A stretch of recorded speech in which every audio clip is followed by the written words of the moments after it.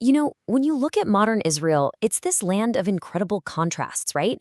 It's a nation that feels so new, yet it was born from a history that stretches back thousands of years. A history filled with both this profound spiritual connection and just immense, unimaginable suffering. So today, we're going to dive into the long, winding, and super complex story of how it all came to be. And that really brings us to the big question: why here? Of all the places on Earth, why did a people who were scattered across every continent for nearly 2,000 years feel this deep, unbreakable pull to this one tiny strip of land on the Mediterranean? Well, the answer isn't simple. It's a story that's been 4,000 years in the making. To even begin to get our heads around this, we've got to go way, way back. Because you just can't understand the modern state of Israel without first understanding the ancient, spiritual, and physical bond to this land. It's literally the foundation for the entire story. So, picture this. About 4,000 years ago, a man named Abraham journeys from Mesopotamia to a place called Canaan. His descendants eventually form the tribes of Israel.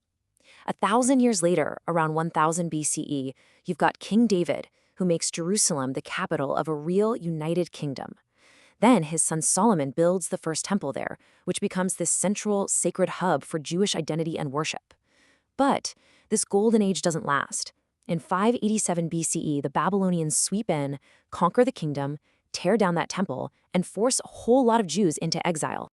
And that destruction, man, it kicked off this really painful, reoccurring cycle of being uprooted and persecuted that would pretty much define Jewish history for the next 2,000 years. This whole period is known as the diaspora, the scattering of the Jewish people. But through it all, there was this powerful, persistent dream of one day, somehow returning home. Now, this moment right here, it's absolutely crucial. A few centuries later, the Jews built a second temple. But after crushing a major Jewish revolt in 70 CE, the Roman Empire didn't just destroy that temple, they made a calculated political move. They literally tried to wipe the Jewish connection off the map by renaming the province of Judea to Syria Palestina after the Philistines, who were ancient enemies of the Israelites. It wasn't just a name change, it was a political weapon. So as Jewish communities spread out, especially into Europe, they ran into this really specific and relentless kind of hatred: anti-Semitism. This wasn't just, simple prejudice. It was a deep-seated hostility that wove itself into the fabric of European society for centuries. And it became the main reason, the driving force behind the desperate search for a safe place to call home. So what did that actually look like in real life? Well, for centuries, Jewish people were often forced into ghettos, made to wear things like a yellow badge to identify them, and legally barred from owning land or working in many professions. They were denied legal protection and were constantly scapegoated for everything from plagues to the death of Jesus. This meant living in a state of constant fear. And this long, brutal experience of being powerless is what directly shaped the core ideas of Zionism. Not just the need for a safe place, but the need to be self-sufficient, to be able to defend yourself, and to have the simple dignity of controlling your own fate. Okay, so fast forward to the late 1800s. After centuries of this, a new way of thinking starts to bubble up.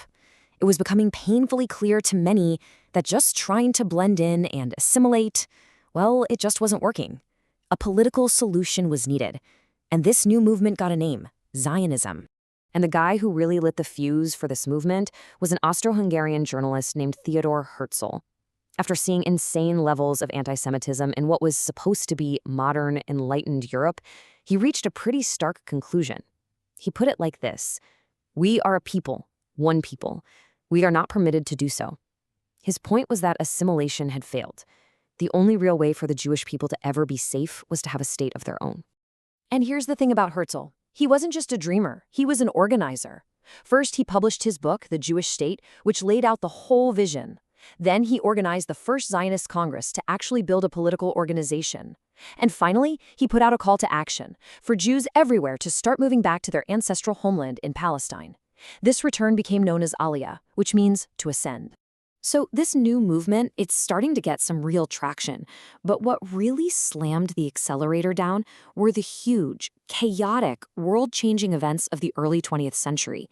We're talking world wars, the collapse of entire empires, and a global catastrophe that no one could have imagined. These events would turn the Zionist dream into a reality. And this is where things get really interesting, geopolitically speaking. Right in the middle of World War I, Great Britain needed all the help it could get. So it issued something called the Balfour Declaration. It was basically a formal promise of British support for creating a national home for the Jewish people in Palestine, which at the time was controlled by their enemy, the Ottoman Empire. For the first time, a major world power had officially signed on to the Zionist project. So after the war, the Ottoman Empire is gone, and the whole map of the Middle East gets redrawn. Britain takes control of Palestine under what was called a mandate, and that opened the floodgates for Jewish immigration. And people weren't just showing up, they were building. They were building the bones of a future country. They founded brand new cities like Tel Aviv, set up their own political bodies and unions, brought the Hebrew language back to life as a modern spoken language, and even created their own defense force. But, and this is a huge but, this rapid nation-building didn't happen in a vacuum. It led to more and more tension and eventually open conflict with the local Arab population, who were watching their world change right before their eyes. And then, the world witnessed the Holocaust, the systematic, industrial-scale murder of 6 million European Jews by Nazi Germany during World War II. This unimaginable horror created a sense of urgency that just wasn't there before. For the survivors and for Jews all over the world, the argument for a Jewish state was no longer a political debate.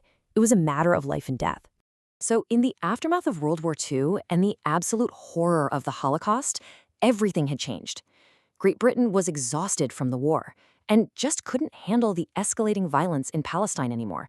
So they basically threw their hands up and passed the whole problem over to the newly formed United Nations. This set the stage for a single vote that would change the course of history. The UN's big idea? Partition.